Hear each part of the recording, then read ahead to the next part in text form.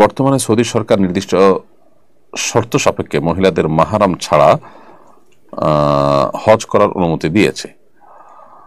এই অনুমতি গ্রহণ করে মাহরাম ছাড়া হজ করা যাবে কি না? দেখুন, প্রথম কথা হলো যে মাহরাম ছাড়া মেয়েরা হজে যাবেন না, এ ব্যাপারে পরিষ্কার হাদিস রয়েছে। নবী করিম সাল্লাল্লাহু আলাইহি ওয়াসাল্লাম বলেছেন, লা তুসাফিরুল মারআতু ইল্লা মা যি মাহরিম, কোন নারী সফর করবেন না মাহরাম ছাড়া। এটা হলো তখন যখন কারোর হজ করতে হলে সফরের দূরত্ব ক্রস করে যেতে হয়। যিনি হজের এলাকাতেই আছেন তিনি যদি একা একা হজ করে ফেলেন তার হজ হয়ে যাবে, কারণ এটা সফরের দূরত্ব নয়। আর যারা সফরের দূরত্ব থেকে আসবেন তারা মাহরাম সাথে নিয়ে আসবেন, এটাই হলো সংখ্যাগরিষ্ঠ ইমামদের ফতোয়া। যদিও এক্ষেত্রে কোনো কোনো আলেমের ভিন্ন মত রয়েছে।